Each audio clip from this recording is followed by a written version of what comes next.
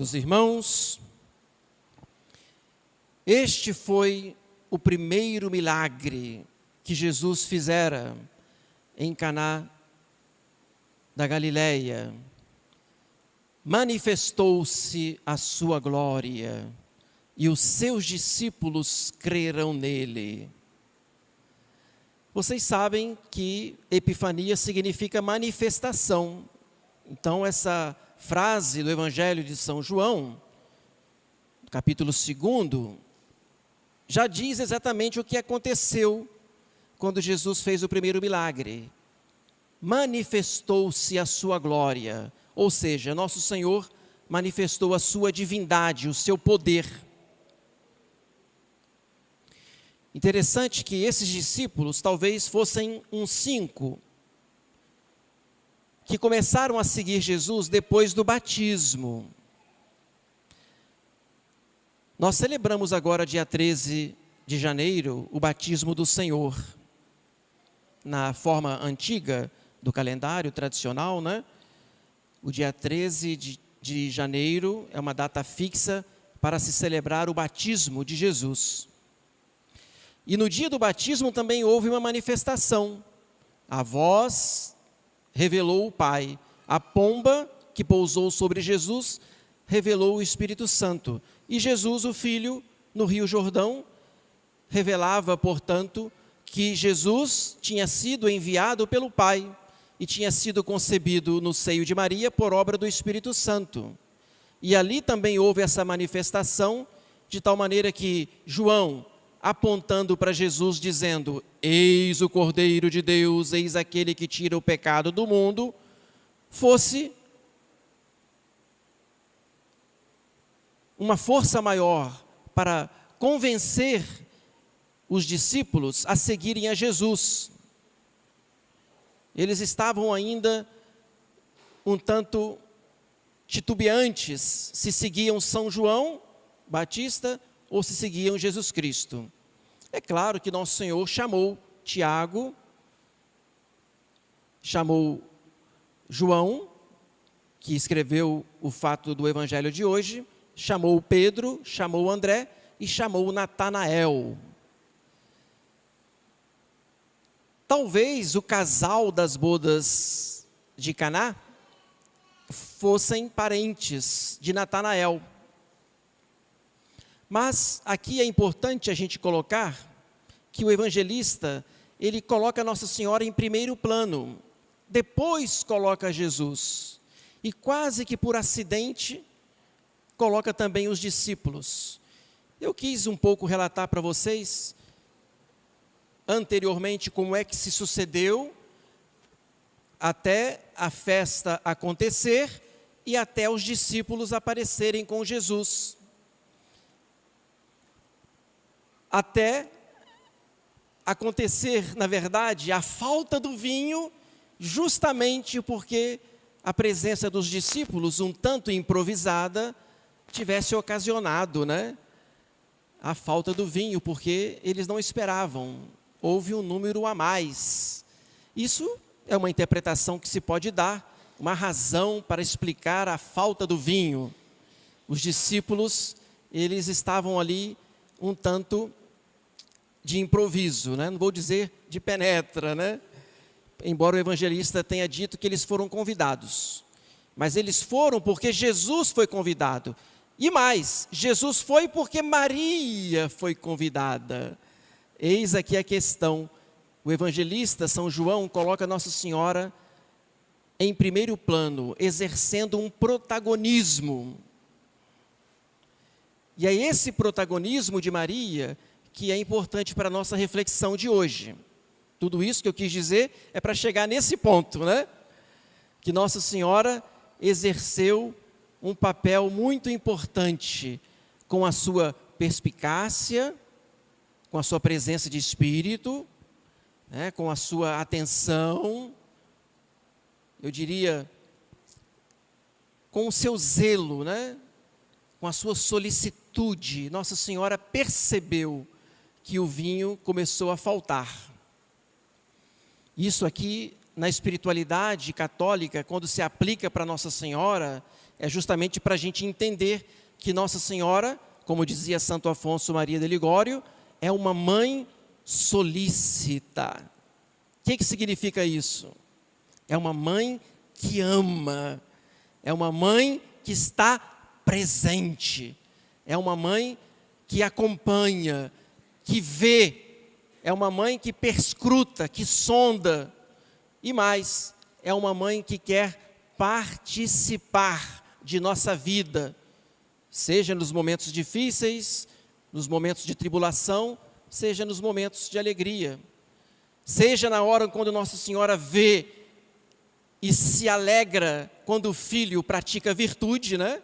E se santifica, seja a hora quando ela se entristece e sente perfurar o coração com uma espada de dor quando vê o seu filho pecando, desobedecendo, infringindo a lei, se rebelando contra Deus, voltando as costas para nosso Senhor, voltando as costas para ela, porque é assim que nós fazemos quando pecamos.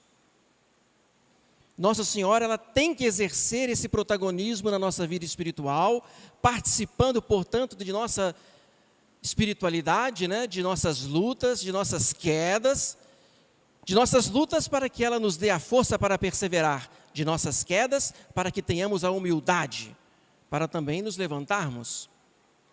Nossa Senhora tem que participar, ela não é alheia, ela não é indiferente. Nossa Senhora, então, ela quer que nós também tenhamos consideração e sejamos dependentes da sua ajuda, da sua graça, da sua proteção materna. De tal maneira que, pela consagração total que nós fazemos à Virgem Maria, né, nós nos propomos a isso. Viver numa dependência plena, total a Nossa Senhora. Nada fazer sem ela. Nada programar, nada estruturar, digamos assim, na vida espiritual, sem contar com a sua ajuda materna, né? Ora, vejam que a Virgem Maria, ela vai sussurrar ao pé do ouvido do seu filho: eles não têm mais vinho, né? Não foi apenas uma forma, né, indiscreta de deixar os noivos, né, envergonhados diante das pessoas. Aquela frase ali foi uma oração calada, né, no coração do seu filho. Eles não têm mais vinho. Um sussurro, né? Uma voz que penetrou profundamente no coração de Jesus. Nossa Senhora já sabia que Jesus não iria decepcioná-la, que iria sim atendê-la. Por isso que Nosso Senhor disse: mulher, o que há entre mim e ti? Ainda não é chegada a minha hora. Isso quer dizer o seguinte: mãe de todos os viventes, vou repetir, tá? Mãe de todos os viventes, mulher, senhora. Não chamou apenas de mãe, mas chamou de mulher, de forma solene. Não impede que eu faça isso, mas é preciso entender que se eu fizer, a minha hora estará sendo adiantada. Aqui, eu só queria considerar que Nossa Senhora tinha certeza que Jesus iria atendê-la, porque ela antes tinha obedecido à voz de Deus quando o anjo lhe avisou que ela seria mãe do Filho encarnado. E ela, tendo dito sim a Deus, Deus não poderia ter dito não a ela.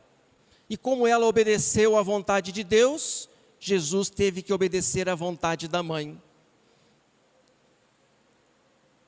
E aqui, Jesus obedeceu à vontade da mãe, mesmo sabendo que a partir daquele momento, ele teria que ser condenado, ele teria que ser perseguido, ele teria que ser odiado, ele teria que ser entregue e ser morto, Porque a partir do momento em que Jesus manifesta a sua glória, faz o milagre, se apresenta como Deus, ele desperta no coração dos judeus, dos fariseus, um ódio mortal a ele. Esse é o primeiro sinal que vai começar a despertar o ódio no coração dos judeus. O último sinal vai ser a ressurreição de Lázaro, antes de nosso Senhor morrer. E ali já não houve mais escapatória. O ódio dos judeus chegou no auge. E eles quiseram até matar Lázaro, depois de ressuscitado. Nosso Senhor então estava encarando naquela hora, adiantando a sua missão, estava encarando a sua paixão, o sofrimento que ele teria, a cruz que abraçaria, os cravos que lhe perfurariam os pulsos, os pés. Jesus estava, portanto, ali, aceitando já de antemão todos os seus sofrimentos. Mas é claro, quando Nosso Senhor diz mulher, é porque Ele estava colocando Nossa Senhora também na mesma direção. E aqui Nossa Senhora, como mãe de todos os viventes, ela vai passar a ser a nova Eva. Pois a velha Eva foi aquela que destruiu a humanidade com o pecado original, mas agora a Virgem Maria vai fazer a humanidade renascer com a morte de seu filho, pois Nosso Senhor morrendo, Ele salva a todos. Mas Nosso Senhor não morre sozinho, Ele morre com a participação de sua mãe, pois Nossa Senhora, ela não está ali apenas como espectadora, mas ela quer participar, ela quer incluir também no seu corpo os sofrimentos da paixão. Nossa Senhora, portanto, ela quer ser a corredentora, ela quer sofrer também para ser de fato a mãe de todos os viventes, a nossa mãe, a mãe que nos salva pela cruz. E ela, adiantando a hora do seu filho, ela também assumia para si a sua missão de sofrimento, de redenção. Por isso que aqui a gente deve olhar, né? Como que Nosso Senhor é bom e como que a Virgem Maria também nos ama. E nos ama tanto que colocou o seu filho para cumprir a sua missão, adiantando a sua hora. E Jesus também nos ama tanto que, obedecendo a sua mãe, Ele quis ser entregue por nós, livremente, por causa dos nossos pecados. Ora, isso tem uma consequência. Nós queremos ser salvos de fato? Queremos ser autênticos filhos de Maria, obedientes? E queremos também obedecer à voz de Deus? Ou seja, queremos participar também da missão de Cristo, cooperando com a nossa salvação, pois nosso Senhor mereceu a nossa salvação. Mas Ele que nos criou sem nós, não nos salvará sem nós, se não tiver a parte da nossa cooperação. E por isso que é importante que a gente então assuma sobre a nossa vida o sofrimento, a paixão, a obediência a Deus, às leis de Deus, sim, a busca da santificação, a penitência, a mortificação, a renúncia. Por isso que a frase que deve resumir todo um programa de vida foi a última frase que Nossa Senhora falou nas Sagradas Escrituras, que nós ouvimos hoje no Evangelho. Nossa Senhora falou 7 vezes apenas. E a última frase, ela disse no começo da vida pública de Jesus, quando Ele faz o primeiro milagre. Depois ela vai permanecer em silêncio. Mas essa última frase é um testamento, é um programa de vida. É o que nos orienta para a santificação, para a vida eterna do céu. Que frase é essa? Fazei tudo o que Ele vos mandar. Nossa Senhora falou isso para quem? Falou para os servos. E os servos foram obedientes. A gente vê aqui a tríplice obediência de Maria, de Jesus e dos servos. Só resta agora a nossa. E a nossa, ela vai se manifestar a partir do momento em que nós fizermos tudo aquilo que Jesus nos mandar. São Paulo, quando ele fala aos romanos, para nós sermos caridosos, né, para que nós sejamos reciprocamente fraternos, para que nós possamos nos adiantar quando tivermos que perdoar alguém. Quando São Paulo fala para nós termos paciência na tribulação, perseverança na oração, alegria na esperança, isso aí São Paulo está dizendo, porque é Deus que está falando através dele. E aí, se você se perguntar, mas o que é que Jesus pode me mandar? O que é que Ele está me mandando? O que é que Ele está me dizendo? Fazei tudo o que Ele vos disser. Está aqui, quando nós temos que ter paciência com os irmãos, caridade fraterna, perseverança na tribulação, não é? E na oração, e assim por diante.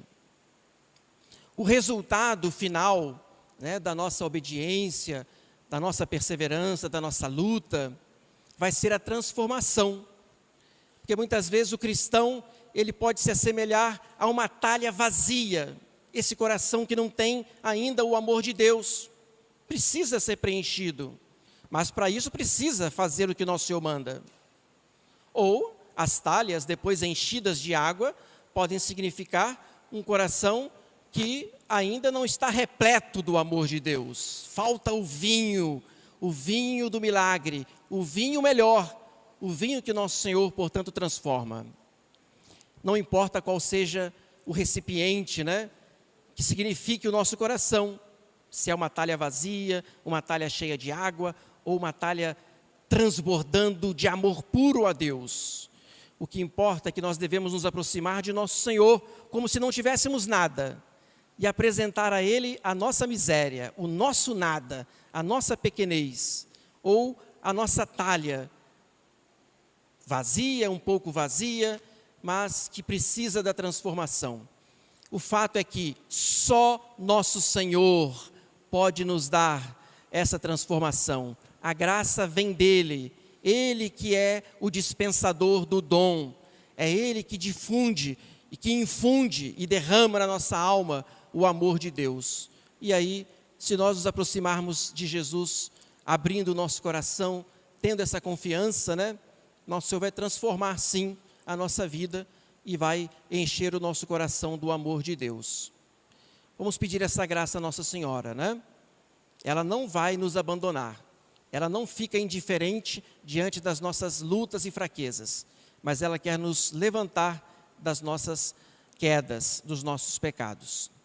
Que Nossa Senhora então nos dê a perseverança para que lá no céu, né, possamos participar das bodas eternas do Cordeiro imolado. Louvado seja nosso Senhor Jesus Cristo. Para sempre seja louvado.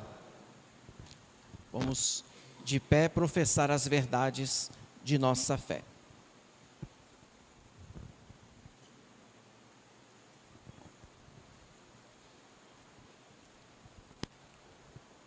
Credo in unum Deum, Patrem omnipotentem, factorem celi et terrae, visibilium omnium, et invisibilium, et in unum Dominum, Iesum Christum, Filium Dei unigenitum, et ex Patre natum, ante omnia saecula, Deum de Deo, lumen de lumine, Deum verum de Deo vero, genitum non factum, consubstantialem Patre, perquam omnia facta sunt, qui proptere nos homines, et proptere nostram salutem, descendit de celis, et incarnatus est de Spiritus Sancto, ex Maria Virgine, et homo factus est, crucifixus et seam pro nobis, sub Pontio Pilato, passus et sepultus est, et resurrexit tertia die, secundum Scripturas,